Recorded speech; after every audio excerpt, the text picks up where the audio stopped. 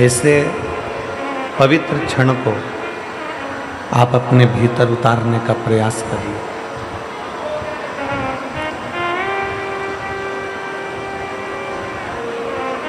मानव की देह में, मनुष्य के शरीर में बहुत सारे खोट होते हैं। ऐसा नहीं है कि मानव के शरीर में खोट नहीं हो। जो पृथ्वी पर जन्म लिया है, जो मृत्यु लोक में जन्म ले लिया है, उसके शरीर में बहुत खोट है। चाहे वो इंद्रियों से जुड़े हुए हों, चाहे वो लौकिक चीज़ों से जुड़े हुए हों। झूठ भी मनुष्य बोलता है, बेकार काम भी मनुष्य करता है, पाप कर्म भी मनुष्य करता है, और कई ऐसे कर्म हैं जो मानव करता है जो उसको नहीं करना चाहिए। पर शिव महापुराण की कथा कहती है कि मृत्यु लोक में अगर जन्म लिया है तो कर्म तो आपको करना है। ऐसा संसार में कोई नहीं जन्मा जिसने पाप न किया। ऐसा संसार में कोई नहीं जन्मा जिसने गलत कृत्य नहीं किया। इंद्रियों के माध्यम से, शरीर के माध्यम से, या अपनी वाणी के माध्यम से, श्रवण शक्ति के माध्यम से, नेत्र दृष्टि के माध्यम से, या अन्य किसी न किसी कारणवश मनुष्य से पाप कर्म हो ही जाता होता है। पर शिव महापुराण की कथा कहती है, भगवान शंकर का चरित्र कहता है, शिव तत्व कहता है, शिव महापुराण की कथा कहती है कि शरीर से, इंद्रियों से अगर मान लो कोई पाप कर्म हो भी गया है, शरीर से, इंद्रियों से अगर कोई पाप हो भी गया, तो शिव महापुराण की कथा कहती है कि हमारे द्वारा एक लोटा जल जो देवादिदेव महादेव को समर्पित करा जाता है, हमारे किए गए पाप को भी वो समाप्त कर देता है। हमारे किए गए पाप कर्म को भी वो समाप्त कर देता है। किसी भी रूप में, कैसे भी अहंकार का त्याग कर कर शिव भक्ति को प्राप्त करने का प्रयास करें। किसी के दरवाजे पर जाओ ना जाओ, किसी की चौखट पर जाओ ना जाओ, किसी से मिलने जाओ ना जाओ, पर इतना याद रखो कि देव अधिदेव महादेव के मंदिर, शिवालय और उसकी कथा में जरूर जाओ। कुछ ना कुछ आपको मिलेगा, कुछ ना कुछ आपको प्राप्त जरूर होगा। शंकर के मंदिर में जाने वाला, शिवालय में जाने वाला, शिव तत्व को जानने वाला, शंकर के मंदिर में एक लोटा जल चढ़ाने वाला, भगवान देवादिदेव महादेव की भक्ति करने वाला, भगवान शंकर की अविरल भक्ति में डूबने वाला खाली नहीं रहता। शिव भक्ति व्यक्ति को खाली नहीं रखती है।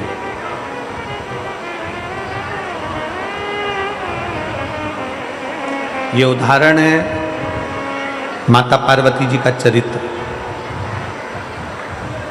बाल्यावस्था में माता पार्वती जी ने देवऋषि नारद जी के मुख से सुन लिया था कि शंकर भगवान की भक्ति करना है, शिव जी का भजन करना है, भगवान शंकर की भक्ति को धारण करना है। पार्वती जी ने यह श्रवण कर लिया था। पार्वती जी ने यह जान लिया था कि शंकर की भक्ति को करना है, और बाल्यावस्था से, बचपन से माता पार्वती जी भगवान शंकर की भक्ति में लीन हो गए। जितने यहाँ कथा में बैठे हुए हैं, पंडाल में बैठे हुए हैं, पंडाल के बाहर बैठे हुए हैं, या टीवी पर आस्था चैनल के माध्यम से, फेसबुक यूट्यूब के माध्यम से कथा सुन रहे हैं, ध्यान लगाकर कथा को सुनिएगा। रात भर से आप लोग चलकर आए हो, पूरी रात कीर्तन करा है, जागे हो, बाबा की कथा अपने दिल में बिठाकर बाबा से प्रार्थना कर कर 2.5 घंटे की जो कथा है उसको अपनी चित्त वृत्ति में बिठाओ और अपने मन की बात बाबा से कहकर फिर जाओ, जिससे बाबा तुमको वापस बुलाए। जल्दी से पार्वती जी की कथा कहती है कि पार्वती जी ने बाल्यावस्था में, बचपन में ये विचार कर लिया, पार्वती जी ने बचपन में ये जान लिया कि भगवान शंकर को 1 लोटा जल चढ़ाना। आप ये ना सोचें कि केवल आप शंकर भगवान को जल चढ़ा रहे हैं। आप ये ना विचार करें कि केवल आप भगवान शिव की भक्ति कर रहे हैं। आप ये विचार ना करें कि केवल आप शंकर को प्राप्त करना चाहते हैं। ना, शिव महापुराण की कथा कहती है माता पार्वती जी ने भी शंकर को 1 लोटा जल चढ़ाया, माता सती ने भी भगवान शंकर को 1 लोटा जल चढ़ाया, भगवान श्री गणेश जी महाराज ने भी भगवान शंकर को जल चढ़ाया, श्री हनुमान जी महाराज ने भी भगवान शंकर को जल चढ़ाया, स्वयं भगवान नारायण ने भी राम अवतार रखकर शिव को जल चढ़ाया, भगवान कृष्ण अवतार लेकर भी शंकर को जल चढ़ाते हैं। शिव महापुराण की कथा कहती है जब नारायण ने भगवान शंकर को जल चढ़ाया, ब्रह्मा जी ने भगवान शंकर को जल चढ़ाया, इंद्र ने भगवान शंकर को जल चढ़ाया, 33 कोटि देवताओं ने भगवान शंकर को जल चढ़ाया। जब सबने जल चढ़ाकर अपनी मन की कामना पूरी कर ली, अपनी मनवांछित फल प्राप्त कर लिया, तो फिर मनुष्य क्यों भटके? वो भी शंकर को जल चढ़ाए और अपनी मनोकामना पूर्ण कर ले। क्यों भटके? किस लिए भटके? और मैंने तेरे ही भरोसे बाबा, तेरे ही भरोसे हवा बिच उड़ती जावांगी, बाबा डोर हटो छड़ना मैं कटी जावांगी, भोले मैं तेरी पतंग, शंभो मैं तेरी पतंग, हवा बिच उड़ती जावांगी, बाबा डोर हटो छड़ना मैं कटी जावांगी, बाबा मैं तेरी पतंग, शंभो मैं तेरी पतंग। शिव महापुराण की कथा कहती है माता पार्वती जी शंकर जी की आराधना कर रही है, माता सती शिव की आराधना कर रही हैं, भगवान श्री गणेश जी शिव की आराधना कर रहे हैं, श्री हनुमान जी शिव की आराधना कर रहे हैं। फिर हम क्यों भटके? हमारा भटकना किस लिए? हम किस लिए भटक रहे हैं? हम क्यों इधर उधर जाएं? हम क्यों इधर उधर भटकते फिर? हम किस लिए यहाँ वहाँ चारों तरफ भटकते रहे? शिव महापुराण की कथा में अगर आप लोग बैठे हैं तो एक संकल्प अपने भीतर उतार कर जाइए। शिव महापुराण की कथा में अगर आप लोग बैठे हैं तो एक संकल्प अपने अंदर उतार कर जाओ कि मैं कहीं प्रपंच में, ढोंग में, दिखावे में, भ्रम में नहीं पड़ूंगा। अगर मेरी जिंदगी में दुख आया, तकलीफ आई, कष्ट आया तो मैं शंकर के चरणों में जाकर पड़ूंगी, पर ढोंग प्रपंच में नहीं पड़ूंगी।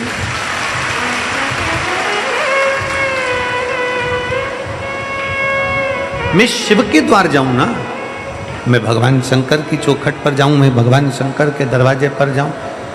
अगर मुझे जाना ही है तो मैं शंकर के पास जाऊं। लंका के राजा रावण को भी जीतने के लिए मेरे भगवान नारायण राम का रूप रख कर जाते हैं, तो राम जी को भी समझ में आता है, भगवान राम जी की भी चित्तवृत्ति में रहता है। राम जी ने भी विचार कर लिया कि शंकर की आराधना के बिना रावण को भी नहीं जीत सकते। शिव की आराधना के बिना रावण को जीतना भी बड़ा कठिन है। इसलिए भगवान शंकर की आराधना लंका जाते समय भी राम जी करते हैं और वहां से आते समय भी राम जी करते हैं। जाते समय भी शिव की आराधना हो रही है, आते समय भी शिव की आराधना हो रही है। श्री शिवाय नमस्तुभ्यम में भगवान शंकर और पार्वती जी को प्रणाम करता हूँ, नमन करता हूँ। श्री शिवाय नमस्तुभ्यम का मतलब है कि मैं बाबा शंकर और पार्वती को नमन कर रहा हूँ।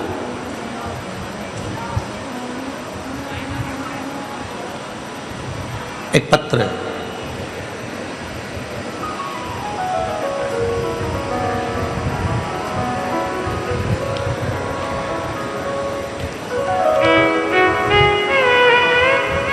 मैं सुनील कुमार राय, ग्राम मोतीपुर, पोस्ट महुआ, थाना कंटेया, जिला गोपालगंज, बिहार का निवासी हूँ। कहीं बैठे हों तो हाथ हिला सकते हैं। अगर कहीं बैठे हों तो हाथ हिला सकते हैं, एक बेलपत्र लेने के लिए आ सकते हैं। दिख रहा है कैमरे में? ठीक है, एलईडी के पीछे आ जाइए, एक बेलपत्र ले जाइए, आ जाइए। मैं सुनील कुमार राय, ग्राम मोतीपुर, पोस्ट महुआ, थाना कंटेया, जिला गोपालगंज, बिहार का निवासी हूँ। मैं नोएडा में नौकरी करता हूँ। 30/5/2024 को 30 तारीख 5वां महीना 2024 में ड्यूटी पर था। शाम को गांव से फोन आया कि मेरा पुत्र आयुष कुमार राय, जो कि 16 साल का है, रोड एक्सीडेंट हो गया है। मेरे 16 साल का बेटे का रोड एक्सीडेंट हो गया। मेरे परिवार के लोग उसको गोरखपुर उचित हॉस्पिटल में लेकर गए। जांच के डॉक्टर बोले, जांच करने के बाद डॉक्टर ने कह दिया इसको ब्रेन हेमरेज हो गया है। ब्रेन हेमरेज हो गया है, इसका ऑपरेशन करना पड़ेगा। पर डॉक्टर ने ऑपरेशन करने से पहले हमको बता दिया कि ये कोमा में चले जाएगा, या तो इसको कुछ याद नहीं रहेगा, ये उठ पाएगा कि नहीं उठ पाएगा इसकी कोई गारंटी नहीं है। क्योंकि जिसका ब्रेन खोल दिया जाता है फिर वो शुद्ध में नहीं रहता, वो सही नहीं हो पाता, या तो वो पलंग पर ही पड़ा रहता है या फिर वो कोमा में पड़ा रहता है। अगर आप बोलें तो हम ऑपरेशन कराएं। ऐसी सिचुएशन पड़ गई गुरुदेव, बचने की कोई उम्मीद नहीं थी। डॉक्टर ने कह दिया केवल 1% उम्मीद है इसका ऑपरेशन, और ऑपरेशन करने के बाद भी अगर ये बच गया तो बच गया। घर के लोगों ने उसी समय पर हाँ भर दिया और सुबह 5 बजे ऑपरेशन चालू हुआ। सुबह 5 बजे जब ऑपरेशन होना चालू हुआ, ऑपरेशन होने के बाद वो कोमा में चले गया, उसका होश चले गया, उसकी सांसें रुकने लगी। वापिस फोन आया, मैं रास्ते में जा रहा था और फोन आया कि अब ये शरीर काम का नहीं है। मेरे साथ में मेरा एक दोस्त ड्यूटी करता है जिसका नाम अरुण ओझा है। मेरा अरुण ओझा दोस्त ने मुझे कहा कि तू घबरा मती, एक काम कर, मेरी माताजी कथा सुनती है सीहोर वाला महाराज की, वो श्री शिवाय नमस्तुभ्यम मंत्र का वर्णन करता है। एक काम कर, हॉस्पिटल में जो भी हो ना उससे कहो कि बच्चे के कान में श्री शिवाय नमस्तुभ्यम लगा दिया जाए। डॉक्टर ने मना कर दिया कि हम बच्चे के कान के पास किसी को जाने नहीं देंगे, वेंटिलेटर पर पटक दिया। तो भी हाथ पैर जोड़कर डॉक्टर कोई धार्मिक था, उससे कहकर बच्चे के कान में हेडफोन लगाकर श्री शिवाय नमस्तुभ्यम का मंत्र लगा दिया। गुरुदेव, मंत्र लगाने के बाद उसके शरीर में 15 मिनट के अंदर हलचल होना चालू हो गई और बाबा की ऐसी कृपा हुई कि मेरे बाबा ने कृपा करी, शंकर जी के मंदिर का जल लाकर उसके शरीर पर लगाया, एक बेलपत्र उसके पास रखा और श्री शिवाय नमस्तुभ्यम मंत्र के बल पर आज मेरा बेटा ठीक है। मैं बाबा को यहाँ धन्यवाद देने के लिए आया हूँ। शिव तत्व, शंकर ओघड़ी है।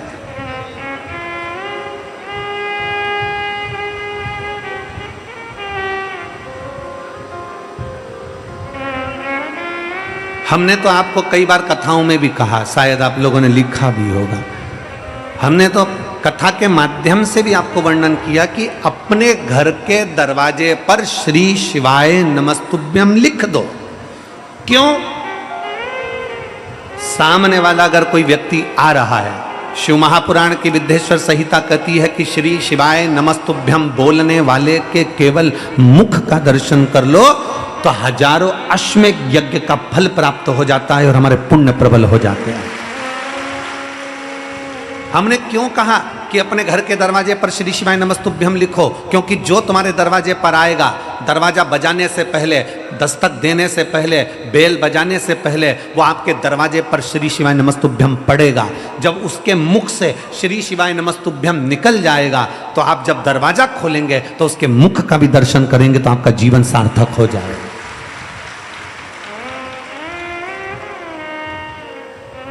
कोई स्टिकर आता हो, स्टिकर चिपका दो, स्टिकर नहीं मिले तो कोई कागज चिपका दो, कागज ना मिले तो अपने हाथ से लिखकर चिपका दो कि श्री शिवाय नमस्तुभ्यम। अगर हमारे दरवाजे पर कोई बुरी खबर भी आने वाली होगी, अगर हमारे दरवाजे पर कोई बेकार खबर लेकर भी आ रहा होगा, कोई बेकार बात लेकर भी आ रहा होगा और आकर हमारे दरवाजे पर श्री शिवाय नमस्तुभ्यम पढ़ लेगा तो आप जब दरवाजा खोलकर उसके मुख का दर्शन करोगे तो वो बेकार खबर भी अच्छी होने का प्रयास करेगी।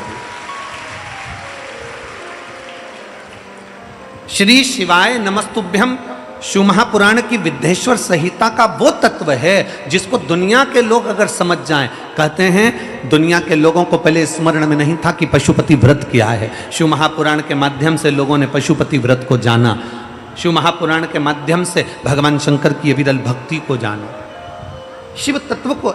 एक श्री शिवाय नमस्तुभ्यम मंत्र की महत्वता क्या है, एक पत्र और देखिए। पत्र थोड़ा लंबा है, लगभग 4-5 पेज का है। हम इतना बड़ा तो उसको पढ़ेंगे नहीं, हम पढ़ चुके हैं तो उसको थोड़े माध्यम में आपको समझाने का प्रयास करेंगे। मेरा नाम आशा है, मेरे पति का नाम अनंत लाल सोनी है। मोबाइल नंबर मेरा ये है। एलईडी पर आप लोग आस्था चैनल पर और जो बड़ी बड़ी एलईडियाँ लगी हैं इस पर इस पत्र को देख सकते हैं।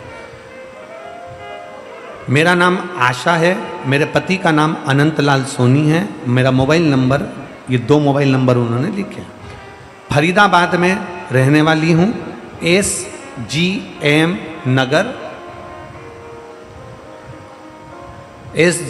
नगर गली नंबर 4 फरीदाबाद में मैं रहती हूँ। कहीं बैठी हो तो हाथ हिला सकती हूँ। दिख गए? दिखे हैं तो आ जाइए, एक बेलपत्र ले जाइए। अगर दिख गए हैं आ जाइए, आप बेलपत्र ले जाइए। मेरा नाम आशा है, मेरे पति का नाम अनंत लाल सोनी है। मोबाइल नंबर ये है, फरीदाबाद में रहने वाली, SGM नगर गली नंबर 4। गुरुजी, मेरा बेटा जो कि 18 वर्ष के लगभग का है, 6 सीढ़ी नीचे गिर गया। 6 सीढ़ी नीचे गिरते ही वो बेहोश हो गया। बेहोश होकर हम उसको अस्पताल लेकर गए। डॉक्टर जब हॉस्पिटल लेकर गए तो डॉक्टर बोला आपके बेटे में अब कुछ नहीं है। पत्र में आप लोग टीवी पर पत्र चल रहा है, एलईडी पर पत्र चल रहा है, उसको पढ़िएगा कि उन्होंने पत्र में क्या लिखा। हम बेटा बेहोश हो गया, अस्पताल लेकर गए तो डॉक्टर बोला आपके बेटे में अब कुछ नहीं है, सांसें भी नहीं हैं। डॉक्टर ने जवाब दे दिया और मैं रो रही थी। मुझे मथुरा की, रोते हुए मथुरा की 2 औरतें, 2 लेडीज मिली। वो बोली बेटा तुम मंदिर जाओ और जल चढ़ाओ शिव को, श्री शिवाय नमस्तुभ्यम का जाप करो। मैं बोली आंटी जी मुझे श्री शिवाय नमस्तुभ्यम का जाप बोलना नहीं आता। फिर मैंने बोला मैं अपने देवर को लाती हूँ और आप उन्हें बताओ। गुरुजी फिर हम घर आए और देवर से बुलाकर उसको श्री शिवाय नमस्तुभ्यम का वर्णन उन दो औरतों ने बता दिया। कैसे जल चढ़ाना है वो बताया, मंदिर में जाना, लोटा भर के जल चढ़ाना, पानी लाकर इस बच्चे पर छींटना और श्री शिवाय नमस्तुभ्यम का जाप उसके कानों में करना। बॉडी हॉस्पिटल में पड़ी थी और मैं अपने देवर के साथ मंदिर ढूंढ रही थी। मंदिर ढूंढते ढूंढते एक मंदिर मिला जिसमें ताला लगा हुआ था। मंदिर के पुजारी जी ने ताला नहीं खोला। पंडिताइन जी को बोला कि हमारा बहुत बड़ी समस्या है, आप दरवाज़ा खोलो। तब पंडिताइन ने दरवाज़ा खोला, पर पानी चढ़ाकर मैं लेकर आ रही थी तो पानी थोड़ा गिर गया। गिरते से पंडिताइन गुस्से में हो गई, उसने टंगल उठाकर, डोलची उठाकर बाहर फेंक दिया। मेरा पूरा पानी चले गया। मैं विनती करी कि मैं पोछा लगा देती हूँ। मंदिर का मैंने पोछा लगाया, फिर पानी चढ़ाया और लिया और वही पानी लेकर मैं अपने बेटे के पास आ गई। गुरुदेव बेटे के पास आते आते इतनी देर में बस हॉस्पिटल के दरवाजे पर पहुंची थी, इतनी देर में बेटे की श्वास नलिका में थोड़ी सी श्वास आई और श्वास आने के बाद उसको वेंटिलेटर पर डाल दिया गया।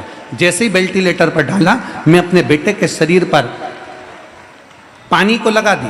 पानी को लगाने के बाद मैंने अपने बेटे के कान में श्री शिवाय नमस्तुभ्यम 1 घंटे तक वेंटिलेटर के पास डॉक्टर के पांव पड़कर बोलती रही। और बाबा की मैं क्या गुणगान करूं गुरुदेव, मेरा 18 साल का बेटा आज बाबा की कृपा से ठीक हो गया और बाबा की कृपा से जीवित हो गया। मैं शिव तत्व को प्रणाम करती हूँ। एक श्री शिवाय नमस्तुभ्यम वो मंत्र जान लो, वो शब्द जान लो, वो अक्षर जान लो, वो आनंद जान लो जो हमारे जीवन की सार्थकता को सिद्ध कर देगा।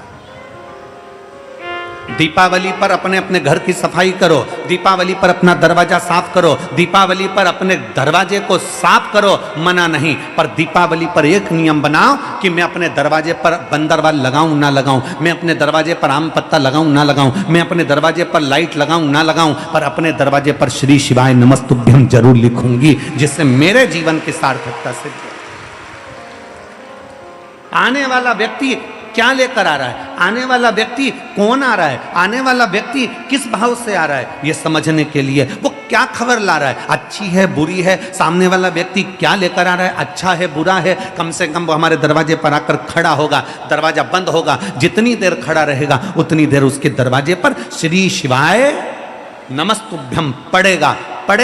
जब आप दरवाजा खोलोगे तो उसके मुख का दर्शन करोगे, उसके चेहरे का दर्शन करोगे। रावण पापी था, रावण दुराचारी था, रावण अधर्मी था। कल हमने कथा में कहा था, पर रावण गद्दार नहीं था। कल कथा में कहा था। कई लोग हमसे कहते हैं गुरुजी हमने सुना है कि मंगलवार को ये नहीं करना चाहिए, कोई कहता है कि बुधवार को बाल नहीं कटवाना चाहिए, कोई कहता है गुरुवार को ये नहीं करना चाहिए, कोई कहता है शनिवार को ये नहीं करना चाहिए, कोई कहता है शुक्रवार को ये नहीं करना चाहिए, कोई के सोमवार को ये नहीं करना चाहिए। शिव महापुराण की कथा कहती है 7 वार मेरे शंकर के हैं। नक्षत्र शिव ने बनाया, काल शिव ने बनाया, पंचांग शिव ने बनाया, समय शिव ने बनाया, घड़ी शिव ने बनाया। इसलिए उसको महाकाल कहते हैं, क्योंकि उसने काल बनाया, घड़ी बनाई, पल बनाया, नक्षत्र बनाया, सब कुछ उसने बनाया। रविवार उसका है, सोमवार उसका है, मंगलवार उसका है, बुधवार, गुरुवार, शुक्रवार, शनिवार, ये सब वार उसके हैं। शिव महापुराण की कथा कहती है, कोई कहता है कि हमें रविवार को ये नहीं करना, बुधवार को ये नहीं करना, सोमवार को ये नहीं करना, मंगलवार को ये नहीं करना। शिव महापुराण की कथा कहती है 7 वार तुम्हारी मर्जी पड़े वो करो, पर इतना याद रखो कि 7 दिन तुम्हारा मन पड़े वो करो, पर इतना याद रखो कि 7 दिन किसी के दिल को ठेस ना पहुंचे वो कभी ना करो। सब कुछ करो पर किसी का बुरा मत करो। तुम्हारा मन पड़े जो करो 7 दिन, पर किसी का बुरा मत करिए। क्यों? क्योंकि मान लो तुम साथ में एक दिन बाल नहीं कटाओगे तो क्या बहुत बड़े तपस्वी कहला जाओगे? मान लो एक दिन तुमने भोजन नहीं करा तो क्या तपसाधना कहला जाएगी? नहीं। शिव महापुराण की कथा कहती है, कोई कहता है मैं प्याज नहीं खाता, कोई कहता है मैं लहसुन नहीं खाता, कोई कहता है मैं ये नहीं खाता, कोई कहता है मैं वो नहीं खाता। निवेदन है, तुम कुछ खा रहे हो ना खा रहे हो उससे मतलब नहीं है, बस इतना याद रखो कि किसी का दिल मत दुखाओ और किसी का हराम का धन मत खा जाओ, बस इतना याद रखो। आप किसी का धन ना खाइए, आप किसी की प्रॉपर्टी ना खाइए, आप किसी का पैसा ना खाइए, आप किसी का वैभव ना खाइए। वो धन कैसे निकलता है, किस रूप में निकलता है, हम पहले भी कथा में कहे हैं। दो भाई थे, दो भाई सगे दो भाई।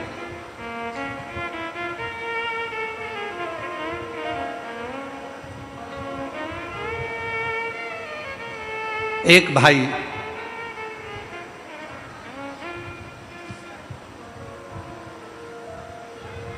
कुंवारा था, एक की शादी हो गई थी,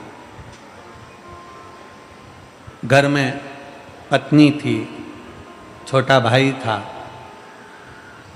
भाई को एक बीमारी लग गई और भाई को बीमारी लगी और बीमारी लगने के बाद भाई उसके ऊपर खर्चा करने लगा। खर्चा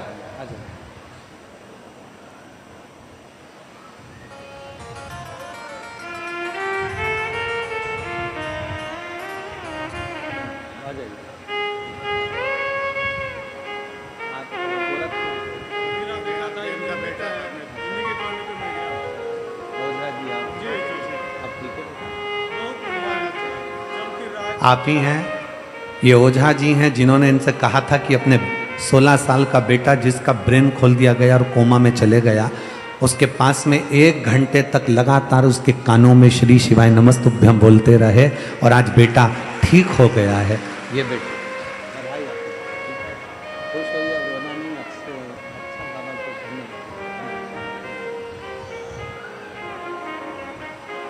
शिव तत्व है।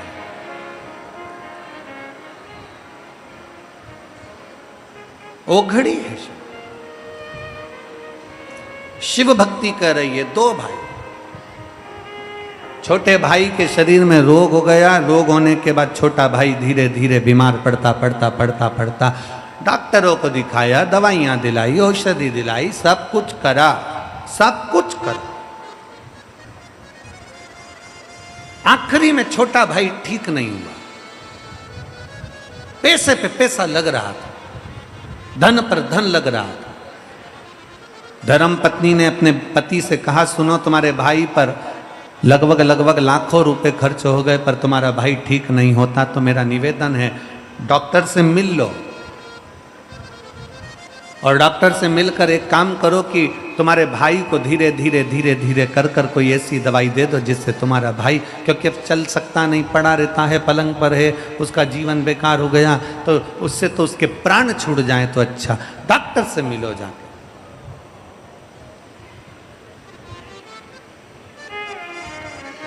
रो मत बेटा, जाओ, रो नहीं। देखो बाबा के पास आए हो ना तो रोना नहीं चाहिए, बाबा के पास रोते नहीं।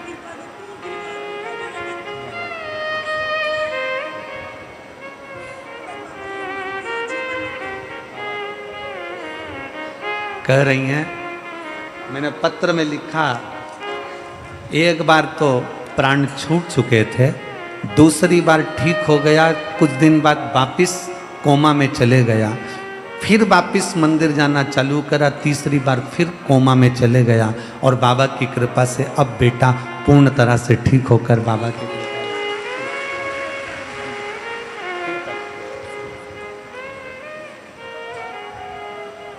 एक शिव भक्त।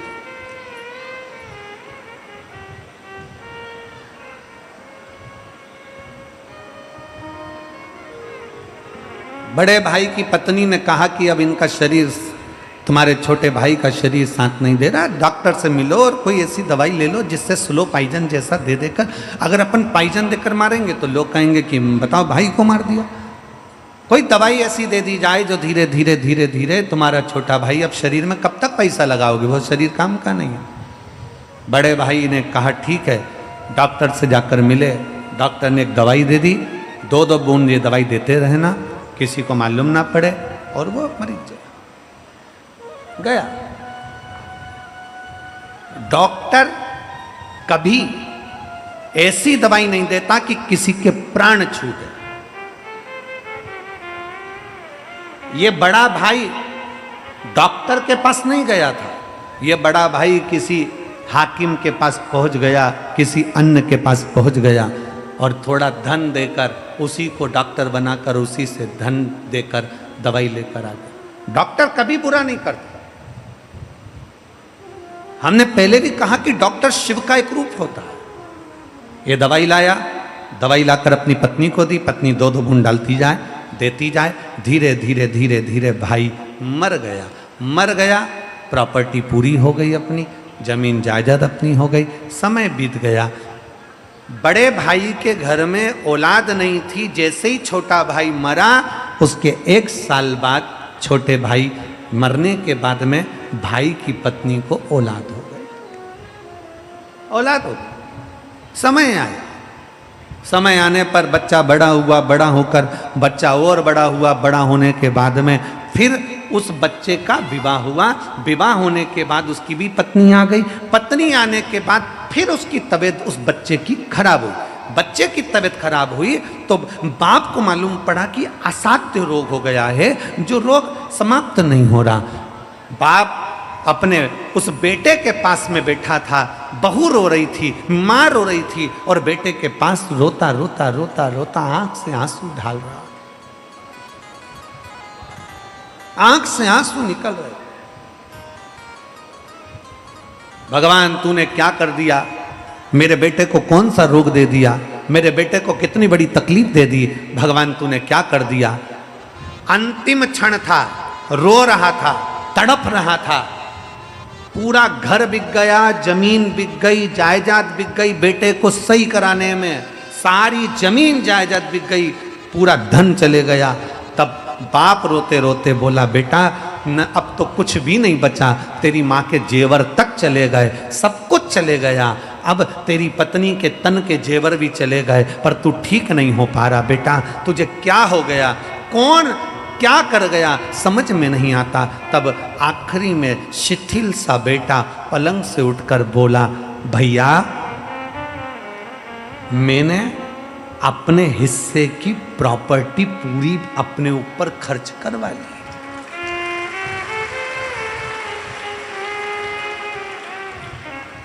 मैं तेरा भाई, जन्म लिया तेरे घर में, तुझसे ही खर्च करवा कर जा रहा हूं। कर्म की गति बड़ी विचित्र है, इसलिए शिव महापुराण की कथा कहती है कि तुम 7 दिन में 7 बार में बुधवार, गुरुवार, शुक्रवार, शनिवार तुम्हारी मर्जी पड़े जो करो, पर इतना जरूर करो कि हम किसी का बुरा ना करें। मालूम पड़े कि तुम लोगों का बुरा करते रहो और फिर विचार करो कि बुधवार को मैं ये नहीं करूँगा, गुरुवार को मैं ये नहीं करूँगा, शनिवार को मैं ये नहीं करूँगा, आज मेरा शनिवार, आज मेरा गुरुवार। महाराज शिव महापुराण की कथा कहती है 7 वार मेरे शंकर के हैं, सारे दिन शंकर के हैं, हर घड़ी शंकर की है, हर पल शंकर का है, हर क्षण शंकर का है। बस निवेदन इतना है कि 7 वार में तुम्हारी मर्जी पड़े जो करो, पर इतना याद रखो कि किसी का बुरा मत करो, किसी के लिए अपशब्द मत कहो, किसी के लिए ताने मत दो, किसी को गाली मत। कर्म की गति का भोग हमें भोगना है।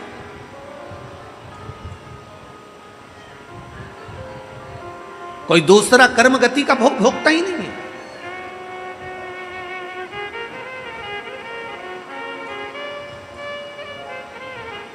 क्यों आते हैं इतने शिव भक्त? लाखों की संख्या में आप लोग आए हो, लाखों की संख्या में आप लोग आए हो और पूरी रात से आ रहे हो।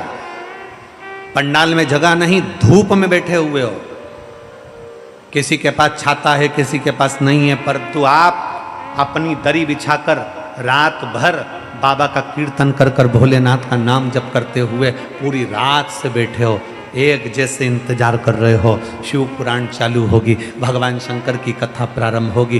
क्या है शिव पुराण में? भगवान शंकर के सामने ईश्वर जी गोरा जी बनकर शिव पार्वती जब आकर बैठे, गणा और गौर बनकर शंकर पार्वती जब कथा सुनने के लिए बैठे, शंकर भगवान की कथा स्वयं शंकर सुनते हैं। शंकर पार्वती जब कथा सुनने के लिए बैठे, उस समय पर वहीं पर उसी जगह पर भगवान शंकर ने तुमरुका जी से पूछा, ए तुमरुकेश्वर, ए तुमरुका, बताओ इस शिव महापुराण के पंडाल का ऐसा क्या महत्व है कि दुनिया के लोग शिव पुराण की कथा में जाकर बैठते हैं? उसका सार तत्व क्या है? तुमरुका जी ने भगवान शंकर की साक्षी में, ईश्वर जी और गोरा जी की साक्षी में, गणा और गौर की साक्षी में कह दिया कि ये 24,000 श्लोक की शिव महापुराण की कथा साधारण नहीं है। जिस पंडाल में, जिस भूमि पर, जिस जगह पर यह कथा होती है, वहां 33 कोटि देवी देवता 24 घंटे खड़े रहकर कथा का रसपान ग्रहण करते।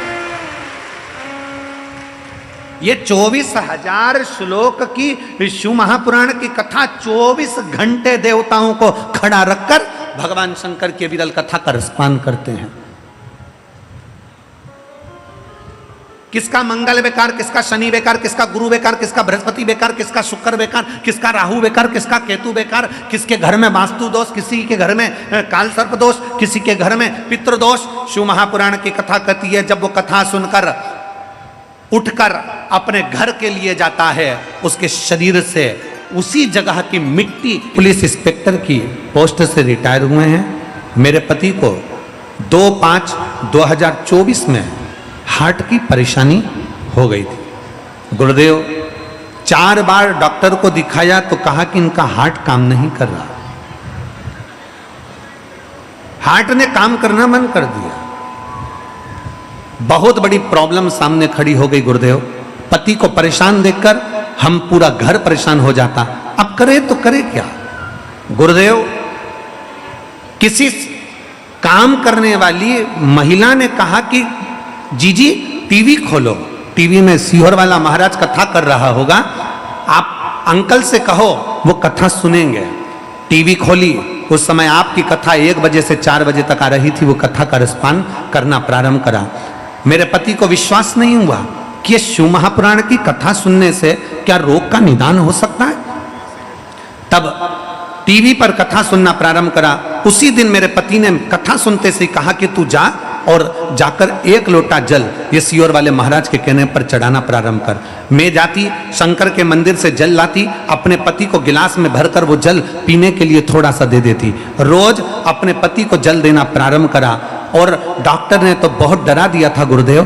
फिर हम आखिरी में जांच कराने के लिए वापस डॉक्टर के पास पहुंचे तो डॉक्टर ने एंजियोग्राफी करने का जो बोला था, ऑपरेशन करने का जो बोला था, डॉक्टर ने आखिरी में कह दिया इसकी सारे टेस्ट नॉर्मल आ गए हैं, ना इसको एंजियोग्राफी की जरूरत है, ना हार्ट में ऑपरेशन की जरूरत है, ना बाईपास करने की जरूरत है, इनको घर लेकर जाओ। मैं बाबा को प्रणाम करने के लिए आई हूं। एक लाइन अच्छी लिखी है, आप और हम गुनगुना लेते हैं। अपनी किस्मत का ताला हो, अपनी किस्मत का ताला तुम खोलते चलो। श्री शिवाय नमस्तुभ्यं बोलते चलो।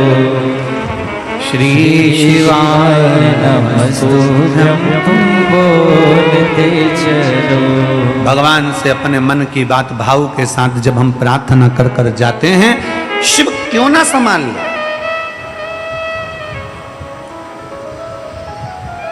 शंकर क्यों ना करुणा कर दे। किसी के यहां पर 4 साल बाद औलाद हो रही है, किसी के यहाँ 10 साल बाद औलाद हो रही है, किसी के यहाँ 15 साल बाद हो रही है, किसी के यहाँ 14 साल बाद हो रही। इतने पत्रों का ढेर लगा पड़ा हुआ है कि हम इतने पत्र पढ़ भी नहीं पाए। इतने पत्र हम पढ़े भी नहीं। किसी के यहाँ 4 साल, किसी के यहाँ 8 साल, किसी के यहाँ 10 साल, किसी के यहाँ 15 साल, किसी के यहाँ 20 साल बाद संतान का सुख प्राप्त होता है। किसके बल पर? कौन कौन देता? आपका विश्वास, आपका भरोसा, आपकी दृढ़ता। जो आप शंकर जी के मंदिर में जाकर पशुपति व्रत करते हो, जो शिव के मंदिर में जाकर सफेद आंकड़े की जड़ का प्रयोग करते हो, जो भगवान शंकर के मंदिर में जाकर झाड़ू पोछा कर देते हो, मंदिर में जाकर साफ सफाई कर देते हो, मंदिर में जाकर दीपदान कर देते हो, कहीं ना कहीं तुम्हारा विश्वास शिव के प्रति बढ़ा, तो मेरे ओघड़दानी ने, मेरे शंकर ने तुम्हें देने में कमी नहीं रखी और तुम्हारी झोली खुशियों से भर दी।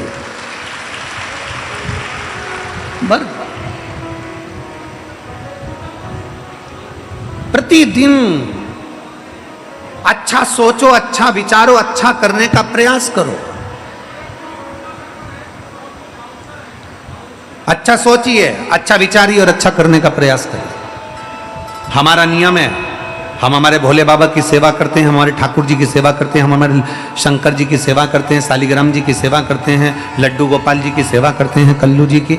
तो हमारा नियम है, हम रोज प्रतिदिन इस व्यासपीठ पर आते हैं, तब व्यासपीठ से जाते हैं, तब रोज झोली पसार कर, आपने देखा भी होगा कि हम झोली पसार कर प्रणाम करते हुए एक ही चीज कहते हैं, मेरे बाबा किसी स्त्री की, किसी महिला की गोद खाली मत रखना और किसी पुरुष की जेब खाली मत रखना। बस इतना ध्यान रखे मेरे बाबा, इतनी कृपा करना, इतनी दया करना, इतनी करुणा करना कि किसी स्त्री की, किसी महिला की गोद खाली ना रहे, किसी महिला की गोद खाली ना रहे, इतनी कृपा करना, इतनी दया करना, और किसी पुरुष की जेब खाली ना रहे। ये करुणा करिए आप। जिस महिला की गोद खाली रहती है उसको जगत में सुनना बहुत पड़ता है। बताओ, बांझ है, संतान नहीं है, औलाद नहीं है, 8 साल हो गए, 10 साल हो गए, 15 साल हो गए, लोग अपशब्द पर अपशब्द कहते हैं। पुरुष से नहीं कहते, स्त्री को ज्यादा टॉर्चर करते हैं, महिला को ज्यादा टॉर्चर करते हैं, महिला से ज्यादा कहते हैं इसकी संतान नहीं, इसकी संतान नहीं, इसकी संतान नहीं, उसको सुनना पड़ता है। और जिस महिला की गोद खाली है उसको जगत के ताने सुनना पड़ता है, और जिस पुरुष की जेब खाली है, जिसके पास धन नहीं होता ना, जिस पुरुष की जेब में पैसा नहीं होता ना, उसके घर में उसका इज्जत नहीं होता। जिस पुरुष की जेब में पैसा नहीं होता ना, परिवार वाले भी सम्मान नहीं देते। सगे 4 भाई हैं, 3 भाई अगर काम पे लगे हैं, पैसा है, और एक भाई के पास पैसा नहीं है ना, तो उसको कोई पूछेगा भी नहीं कि शादी यहाँ करें कि नहीं करें, लड़के की शादी है या जमीन जायदाद का फैसला है या कोई दूसरा फैसला है, उससे नहीं पूछा जाता, क्योंकि उसके पास कुछ है ही नहीं, तो क्या पूछेंगे उससे। जिस पुरुष की जेब खाली रहती है, अगर दोस्तों के साथ बैठा है तो भी हंसी उड़ाई जाती है, रिश्तेदारों में जाता है तो हंसी उड़ाई जाती है, ससुराल जाता है तो हंसी उड़ाई जाती है, संबंधियों के जाता है तो हंसी उड़ाई जाती है। इसलिए मेरे भोले बाबा, किसी स्त्री की, किसी नारी की गोद खाली ना रहे और किसी पुरुष की जेब खाली ना रहे। ये जिंदगी का एक सुख है, ये जीवन का एक आनंद है। शंभु शंभु शंभु शंभु। किसी स्त्री की गोद खाली ना रहे और किसी पुरुष की जेब खाली ना रहे, वो भरी। कभी मौका मिले जिंदगी में, सीहोर कुबेरेश्वर धाम पर आप जब जाएं, जब मौका मिले और कुबेरेश्वर धाम की पवित्र भूमि पर, भगवान शंकर की पवित्र भूमि पर जब जाएं,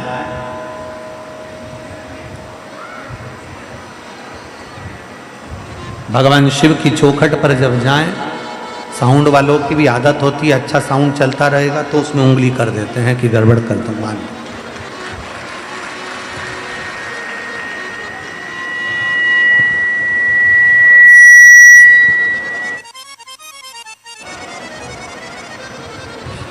कभी कुबेरेश्वर बाबा की भूमि पर जाएं, भगवान शंकर की पवित्र धरा पर जाएं, शिव तत्व की ओर जाएं, भगवान शंकर की चौखट पर जाएं, शिव के पास, कुबेरेश्वर बाबा की पवित्र भूमि पर जब पहुंचे तो अपने दिल से बाबा को प्रार्थना कर कर जब कंकर शंकर को वहां से उठाएं, उठाकर जब कंकर शंकर की पूजन करें तो बाबा से अपने मन की बात जरूर कहा करें, प्रतिदिन विनय जरूर करा, निवेदन जरूर करा।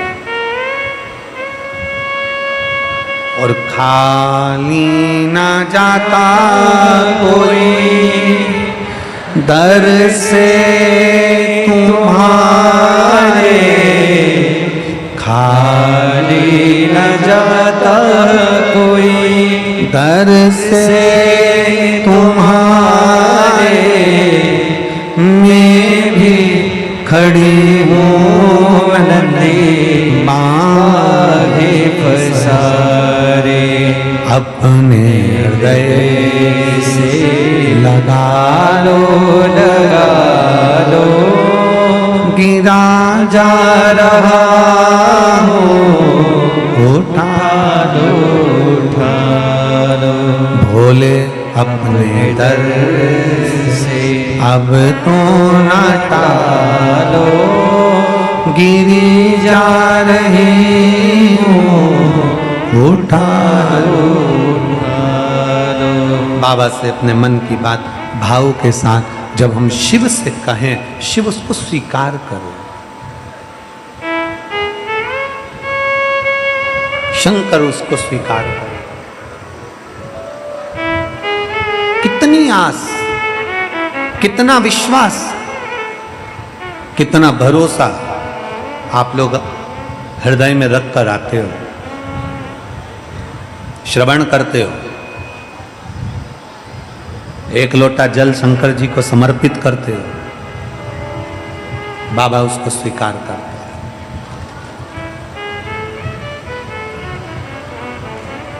कल किसी एक बहन ने एक पत्र में लिखा,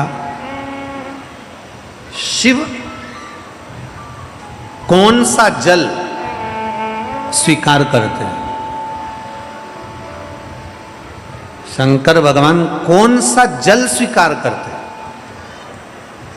गंगा का जल, सरयू जी का जल, नदी का जल, बावड़ी का जल, तालाब का जल, कुएं का जल, हेडपंप का, हापसी का जल, सरोवर का जल, कुंड बावड़ी का जल, सरयू, यमुना, गोदावरी, कावेरी, कौन का जल शिव अधिक प्रिय रखते? शंकर भगवान को सबसे ज्यादा प्रिय कौन सा जल है? गंगा का, सरयू का, कावेरी का, गोदावरी का, नर्मदा का, कुएं का, बावड़ी का, तालाब का, मानसरोवर का, पुष्कर का, कुरुक्षेत्र का, कहां कहां कौन सा जल शंकर को प्रिय है? शिव महापुराण की कथा कहती है शंकर को भाव का जल अति प्रिय है। शिव को भाव का जल चाहिए।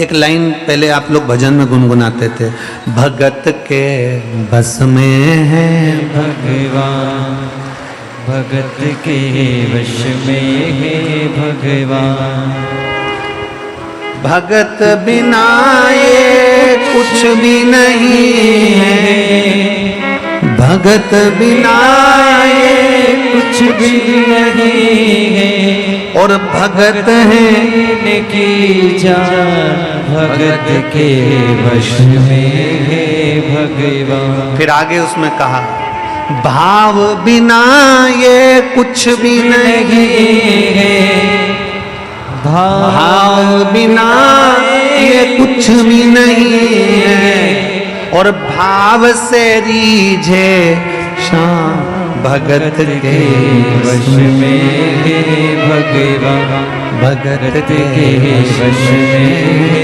भगवान। भगवान को केवल तुम्हारा भाव चाहिए, भगवान को तुम्हारी निर्मल भक्ति चाहिए, भगवान को तुम्हारा विश्वास चाहिए, भगवान को तुम्हारा नूतन हृदय चाहिए, शुद्ध भाव चाहिए। भगवान बिना भाव के कभी रीझता नहीं है। गंगा के घाट पर पहुंच गए और गंगा का जल लेकर भी आ गए और तुम्हारा भाव शुद्ध नहीं है तो गंगा का जल क्या करेगा? बोलो बोलो, जम के बोलो जरा सा। गंगा का जल कुछ करेगा? फिर सरयू जी का जल ले भी आए और तुम्हारा भाव नहीं है तो सरयू का जल क्या करेगा? मन चंगा तो कठोते में गंगा। राम जी के सामने निषाद राज केवट बैठे हुए हैं और केवट भगवान राम जी से कहते हैं कि मुझे तुम्हारे चरण धुलाना है। केवट कह रहे हैं कि मुझे आपके चरण पखारना है। केवट कह रहे हैं कि मुझे आपके चरण पखारना है, चरण धुलाना है। मेरे को आपके केवल चरण धुलवाना है और चरण धोने का मुझे आज्ञा दीजिए, मैं आपके चरण दूं, मुझे आज्ञा करो, चरण धोने की आज्ञा दो। राम जी ने निषाद राज से कहा, केवट से कहा, एक केवट, सामने गंगा जी का जल है, चल मैं तेरे साथ चलता हूं, गंगा जल में जाकर खड़ा हो जाता हूं, तू वहां धो लेना, चरण धुल जाए। इतने में केवट बोला, नहीं नहीं नहीं नहीं, हमें गंगा जी के जल से धोना ही नहीं है, हमें गंगा के जल से नहीं धोना।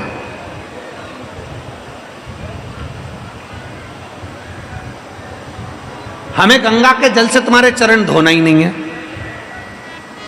तो भगवान राम जी ने पूछा, कौन से जल से धोएगा?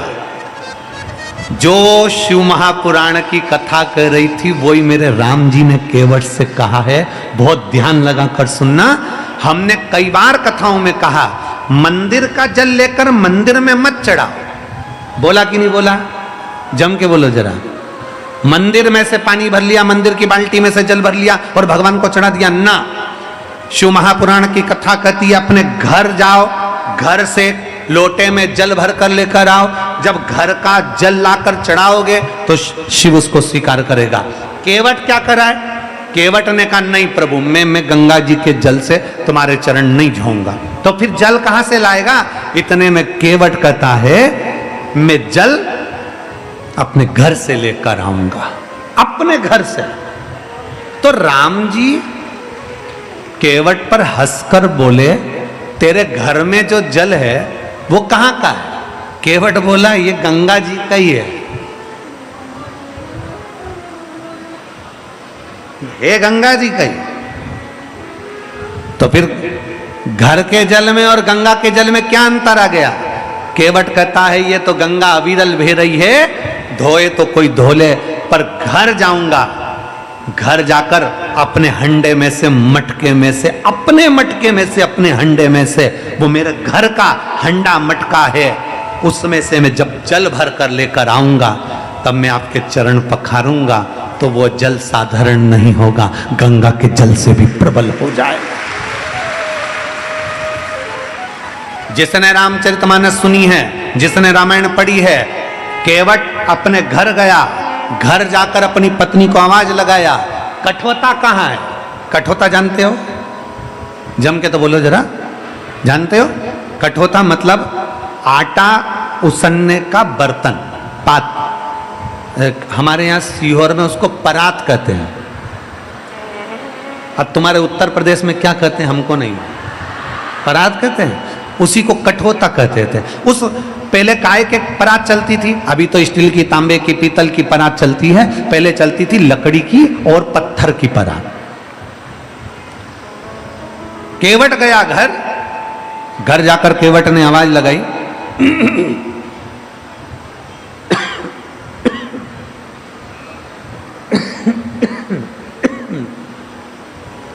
घर जाकर केवट ने आवाज लगाई और केवट ने घर जाकर जब आवाज लगाई पत्नी को, सुनती है? धर्म पत्नी ने पूछा, क्या हुआ? केवट ने आवाज लगाकर कहा, कठोता कहाँ है? कठोता। पत्नी बोलती, वो रखा। केवट बोला, ये तो पत्थर का है, मेरी दादी के हाथ का कठोता कहाँ है? दादी वाला? हाँ। वो लकड़ी का? हाँ। पत्नी ने पूछा, क्यों? ये पत्थर के कठोते पे चरण नहीं धुला सकते जो लकड़ी का कठोता लेकर जा रहे हो? इतने में केवट कहता है अपनी पत्नी से, तू समझती नहीं है, पत्थर के कठोते में चरण धुलाऊंगा तो पत्थर पे से पानी सूख जाएगा, लकड़ी के कठोते में चरण धुलाऊंगा तो लकड़ी पानी को सोख लेती है। जब जब आटा उसनेंगे अंदर से पानी निकल आएगा और अपन रोज तर जाएंगे। ये कृपा प्रभु। पत्थर के कठोते में राम जी के चरण नहीं धुलाए केवट ने, लकड़ी का कठोता रहा, घर में से पानी भरा, पत्नी के हाथ में दिया और चिल्लाते चिल्लाते गया, रे हम जा रहे हैं चरण धुलाने, जिसको आना आ जाओ। सारे के सारे आ गए। भगवान राम जी को कठोते में खड़े होने के लिए केवट ने विनती करी, बाबा आप, राम जी आप अपना चरण कठोते में रखिए। राम जी ने अपना एक चरण कठोते में रख दिया। केवट से बोले धुला ले।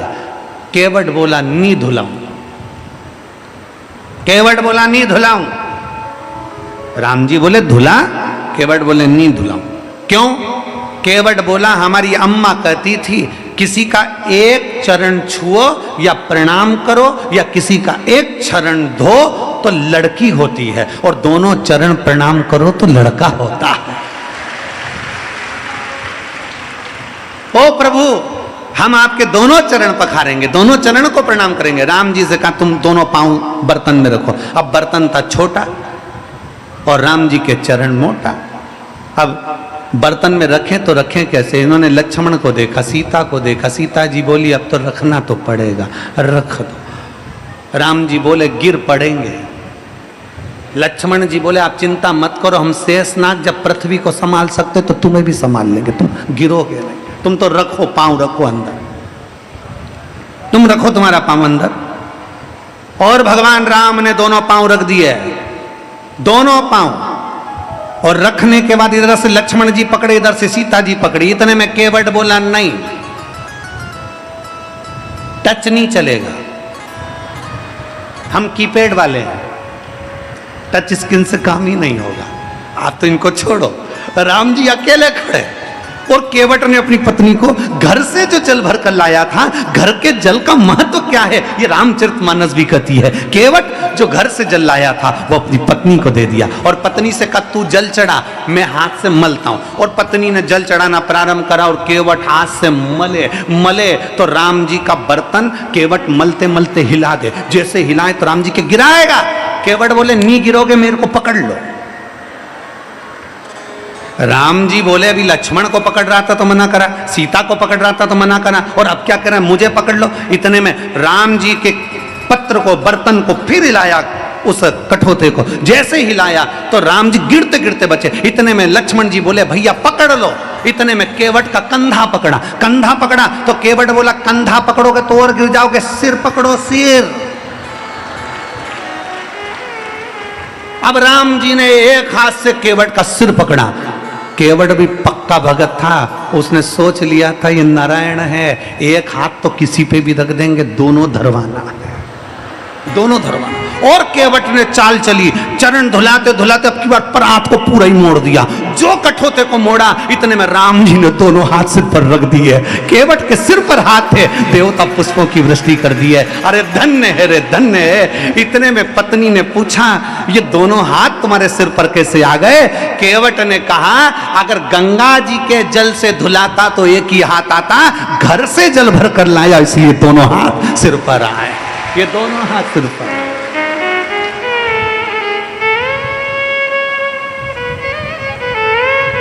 आप लोग अपने अपने घर से जल ले जाती हो मंदिर? जम के बोलो जरा, मंदिर का जल तो नहीं लेती हो? अगर मंदिर का जल ले होगी तो 1 रुपया जमा करना है दान पेटी में, क्योंकि पंडित जी ने पानी भर के रखा, मोटर चली, लाइट का सबका मिला के 1 रुपया दान पेटी में डालो, तब मंदिर का पानी लो। उससे अच्छा अपन अपने घर से लेकर जाएंगे। जैसे केवट घर से भर कर लाया, मन चंगा तो कठोते में।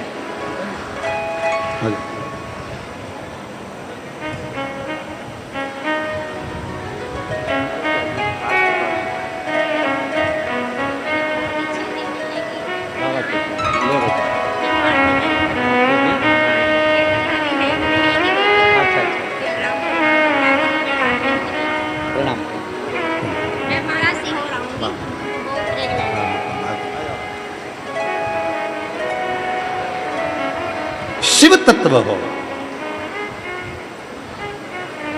शंकर करुणा सागर।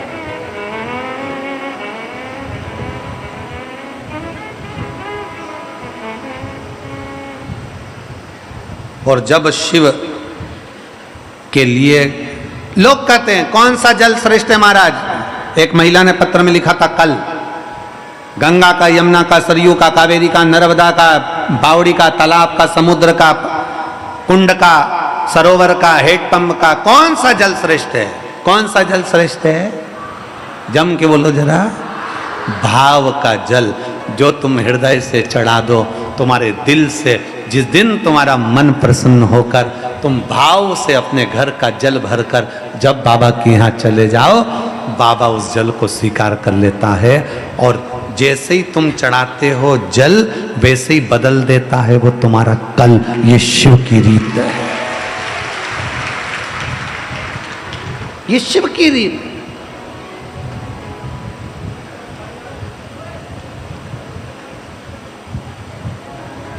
शंकर खाली नहीं छोड़ते।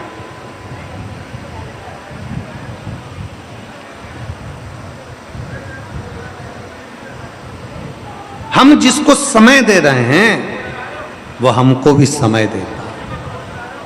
हम जिसका भजन करना है वो हमें भजन के लायक बना देता। आप दिल से उसको समर्पित तो हो। संसार में तुम्हारे जाने पर लोग स्टेटस पर, व्हाट्सएप पर मिस यू लिखने वाले ढेर मिलेंगे, ढेर। हमारा निवेदन है इस व्यासपीठ के माध्यम से, हापुड़ की इस पवित्र भूमि से, किसी के जाने पर मिस यू लिखने से अच्छा है उसके होने पर लिख दो विथ यू मैं तेरे साथ हूं।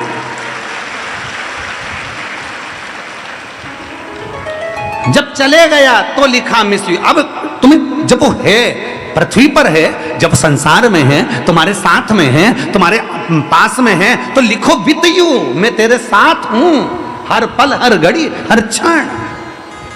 और मेरा भोले बाबा मृत्यु लोक का देवता है। ब्रह्मा ब्रह्म लोक में रहते हैं, भगवान विष्णु बैकुंठ लोक में रहते हैं, इंद्र इंद्र लोक में रहते हैं, गरुण वरुण अपने अपने लोक में रहते हैं, पितर पितर लोक में रहते हैं, देवता अपने लोक में रहते हैं। मेरा शंकर भगवान इसी मृत्यु लोक में रहता है, इसी पृथ्वी पर रहता है। इसलिए वो मिस यू नहीं विथ यू है, वो तुम्हारे साथ में है। मेरा भोलेनाथ, मेरा शंकर, मेरा शंभू, मेरा त्रिकालदर्शी, मेरा कैलाशी विनाशी, मेरा शिव तुम्हारे साथ कदम से कदम मिलाकर चल रहा होता, कदम से कदम।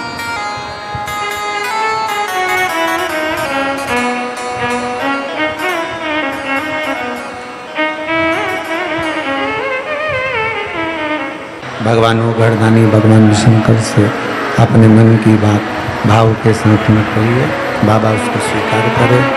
दिल से प्रार्थना करिए, जहाँ जगह मिले वहाँ बैठकर भगवान शंकर से भाव के साथ में प्रार्थना करिए। जहाँ भी आपको जगह मिले वहाँ बैठिए। कथा का विराम दिवस है आज। अपने मन की बात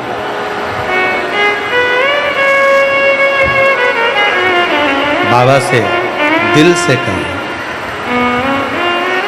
और कहने के साथ में ये भी कहिएगा कि बाबा ऐसी कृपा कर कि अगली कथा में मेरा भी पत्र व्यासपीठ पर जाए, ऐसी करुणा।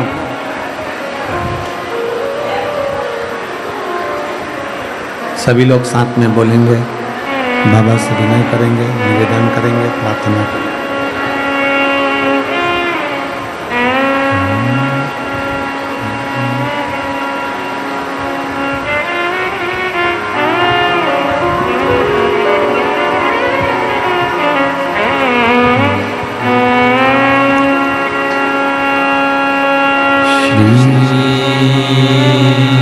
शिवाय नमस्तुभ्यं।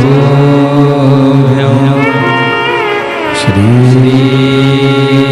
शिवाय नमस्तुभ्यं। श्री शिवाय नमस्तुभ्यं। श्री शिवाय नमस्तुभ्यं। श्री शिवाय नमस्तुभ्यं। भोला सब दुख काटो हमारा, ओ भोला सब दुख काटो हमारा। शिव शंकर जप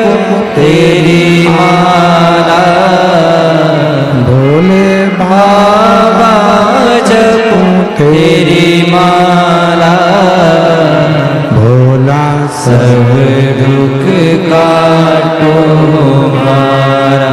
ओ भोला सब दुख काटो हमारा। वेश है मंगल मंगलकारी। वेश है मंगल मंगलकारी। शमशान वासी हमारा। शमशान वासी हमारा। ओ भोला सब दुख काटो हमारा। ओ भोला सब दुख काटो हमारा।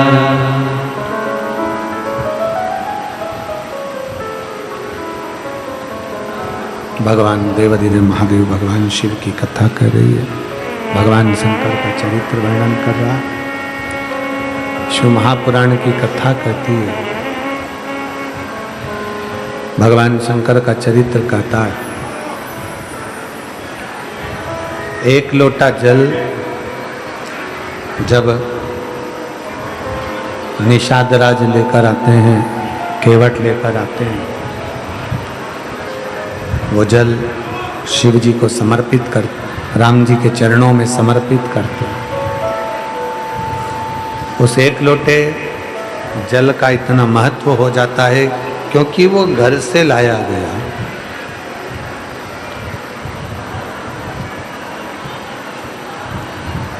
फिर निवेदन है, घर का भोजन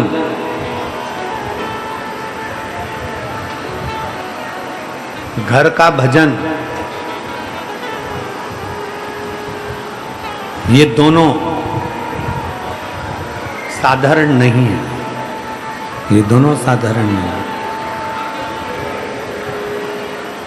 घर का भोजन और घर का भजन दोनों साधारण।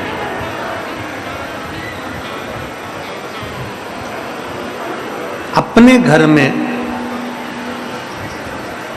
जो मिले, अपने घर में जो प्राप्त हो जाए, 2 रोटी हो, 2.5 रोटी हो, 1 रोटी हो, 3 रोटी हो, 4 रोटी हो, जो अपने घर का मिल जाए वो होना चाहिए।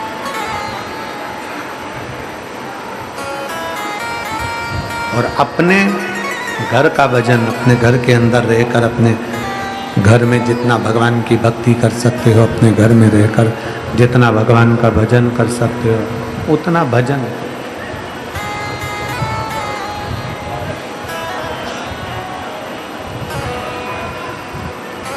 तीर्थ में जाकर बैठ जाना या कहीं और पहुंचकर भगवान की भक्ति करना, उससे श्रेष्ठ है अपने घर के अंदर रहकर। बेस ज़्यादा है या कुछ प्रॉब्लम हो रहा है? क्लियर आवाज़ ही नहीं आ रही है।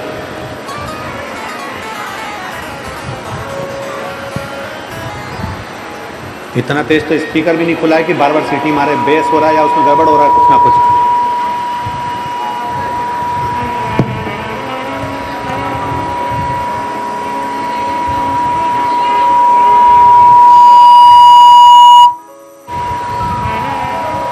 घर का भजन या घर का भजन और घर का भोजन, ये दोनों श्रेष्ठता, दोनों श्रेष्ठ।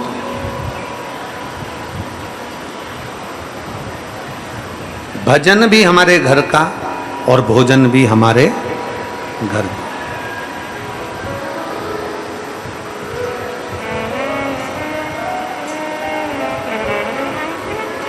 जब हम भोजन करने के लिए अपने घर में बैठते हैं, जब हम भोजन करने के लिए अपने घर में रहते हैं, पूरा परिवार एक जगह पर एकत्रित होता है। पूरे परिवार के साथ मिलकर जब हम भोजन ग्रहण करते हैं, एकत्रित होकर जब हम भोजन करते हैं, तो अपने मन में जो होता है, अपने भीतर की जो बातें होती हैं, हम सामने प्रकट करते हैं। अपने भीतर की बात सामने प्रकट कर रहे हैं। घर में रहकर जब हम भजन कर रहे होते हैं, घर में रहकर जब भगवान की भक्ति कर रहे होते हैं, घर में रहकर जब हम अविदल भक्ति को धारण कर रहे होते हैं, घर में रहकर जब हम भगवान की भक्ति में डूबे हुए होते हैं, तब हमें कहीं जाने की जरूरत नहीं पड़ती। सारे तीर्थ, सारे धाम, सारी नदियाँ, सारे तीर्थ जब जिस जगह पर बैठकर हम भगवान का भजन कर रहे होते हैं, उस जगह पर आकर विराजमान हो जाते हैं। उस जगह पर आपको कहीं नहीं जाना। हमने पहले भी कथा में कहा, फिर कहते हैं, संत बनना सरल है, साधु बनना सरल है, तपस्वी बनना सरल है, तीर्थ पर जाकर बैठ जाना सरल है, सन्यासी बन जाना सरल है, अपना घर छोड़ देना सरल है, किसी गंगा यमुना के तट पर जाकर बैठ जाना सरल है, मठ मंदिर आदि का निर्माण स्मरण पर अपने शिव महापुराण की कथा कहती है कि तीर्थ, कहीं किसी मठ में जाकर बैठ गए, मंदिर में जाकर बैठ गए, कहीं तीर्थ में जाकर बैठ गए, कहीं जाकर बैठ गए, ये तुम घर छोड़कर जहां जाकर बैठ जाओगे, ये सब सरल है। पर दुनिया का सबसे बड़ा कठिन काम है अपने गृहस्थाश्रम में रहना, घर में रहकर भगवान का भजन करना, यह कठिन।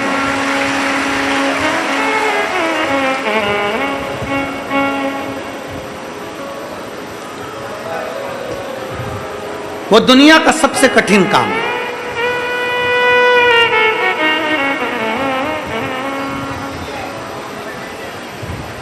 घर में रहकर भगवान का भजन होना। बेटे की तबीयत खराब हो रही है, बहू को कुछ हो रहा है, पति को कुछ हो रहा है, पत्नी को कुछ हो रहा है, दादा को कुछ हो रहा है, दादी को कुछ हो रहा है, घर में आवक कम हो रही है, जावक ज्यादा हो रही है, कहीं कुछ प्रॉब्लम हो रहा है, कहीं पड़ोसी परेशान कर रहे हैं, कहीं रिश्तेदार परेशान कर रहे हैं। उस बीच में भगवान की भक्ति करो तो,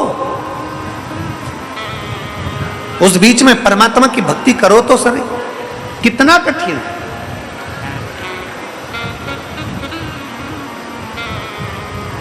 एक माता ने एक पत्र लिखा,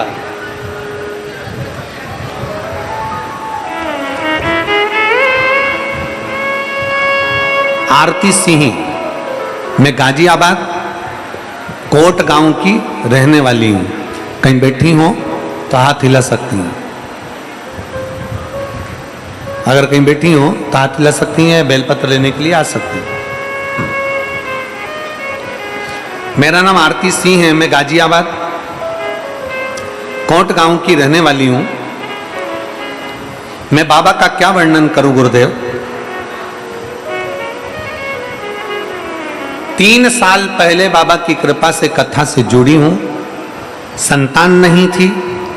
17 साल हो गए थे, मेरे यहां औलाद नहीं थी, और 17 साल तक जब मेरे घर में औलाद नहीं हुई, आज से 2.5 वर्ष पहले मेरे बाबा ने ऐसी कृपा कर दी गुरुदेव। 17 साल तक जब संतान नहीं हुई, आपकी कथा 2.5 साल पहले टीवी पर श्रवण करी, 3 साल पहले, और बाबा से जो मांगा मेरे बाबा ने दे दिया। 2.5 वर्ष हो गए, 17 साल पहले 17 वर्ष हो गए थे मेरी शादी को, संतान नहीं थी, और मेरे घर में बाबा की कृपा से एक बेटे ने जन्म लिया 17 साल बाद। बेटा मेरा 2.5 वर्ष का हो गया गुरुदेव। मैं एक बात और कहना चाहती हूं गुरुदेव, आप कहते हो कि पंडाल में बैठकर कथा सुनो, मैं अपने 2.5 साल के बेटे को लेकर पंडाल में हापुड़ की इस भूमि पर आई, और गुरुदेव आप कहते हो कि पंडाल में बैठकर जो मांगा जाता है वो देता है। मैंने इस पंडाल में बैठकर बाबा से प्रार्थना करी, बाबा ने मुझे पुत्र तो 17 साल बाद दिया। एक हमारा 25 वर्ष का एक जमीन का केस चल रहा था, जो अदालत में निर्णय नहीं आ पा रहा था। हम बड़े परेशान हो गए थे 25 साल से। तब मैं हापुड़ की पहले दिन की कथा सुनी और बाबा से प्रार्थना कर कर, भूमि को नमन कर कर, रज को मस्तक चढ़ाकर, आप कहते हो कि मस्तक पर चंदन जैसी लगाकर चली गई। और बाबा को मैं क्या वर्णन करूं गुरुदेव, आज मैं 5वें दिन वापिस प्रणाम करने के लिए आई हूं कि 25 वर्ष का हमारा केस सुलझ गया और मेरा प्लाट मुझे वापिस मिल गया। मैं बाबा को यहाँ प्रणाम करने के लिए आई हूं। एक लाइन अच्छी लिखी है, आप और हम गुनगुनाते हैं। तेरी कृपा बिना न हिले एक भी अणु, लेते श्वास तेरी कृपा से तनो तनो। बखान क्या करूं मैं रातों के ढेर का, चपटी भभूत में खजाना कुबेर का। हे गंगाधार मुक्ति द्वार ओंकार तू, बोले ओंकार तू।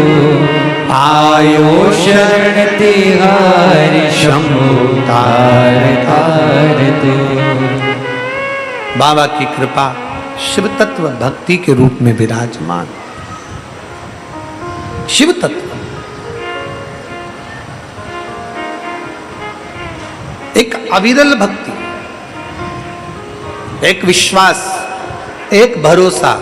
दृढ़ कोई कहे कि शिव जी को केवल हम जल चढ़ा रहे हैं, ना ना ना, माता पार्वती जी की कथा कहती है। पार्वती जी शंकर जी को जल चढ़ाती हैं, माता सती शिव जी को जल चढ़ाती हैं, भगवान गणेश शंकर जी को जल चढ़ाते हैं, हनुमान जी शंकर जी को जल चढ़ाते हैं। ऐसा कौन है 33 कोटि देवता में ऐसा कोई देव नहीं जो भगवान शंकर को जल ना चढ़ा, शिव की आराधना ना करे, शंकर की भक्ति ना ना, शिव आराधना में जो डूबा ना हो।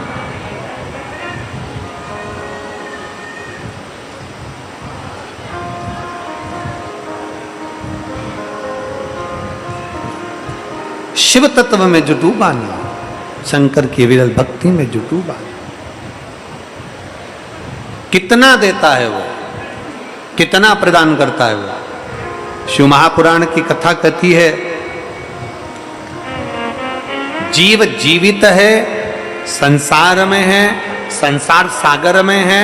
दुनिया के लोग अगर तुमसे कहें कि शंकर भगवान तो बहुत दूर हैं, शिव जी तो बहुत दूर हैं, शंकर भगवान, सबको कह देना भगवान नारायण बैकुंठ में है, ब्रह्मा ब्रह्मलोक में है, केवल मृत्यु लोक का देव है, देव अधिदेव महादेव है। शंकर भगवान से जो हम कहेंगे, शिव से जो हम कहेंगे, शंकर की भक्ति में जो हम कहेंगे, वो शिव हमें स्वीकार, शिव स्वीकार। दो चीजें घर की करिए, एक भोजन और दूसरा जम के बोलो जरा भजन। दोनों घर में करो।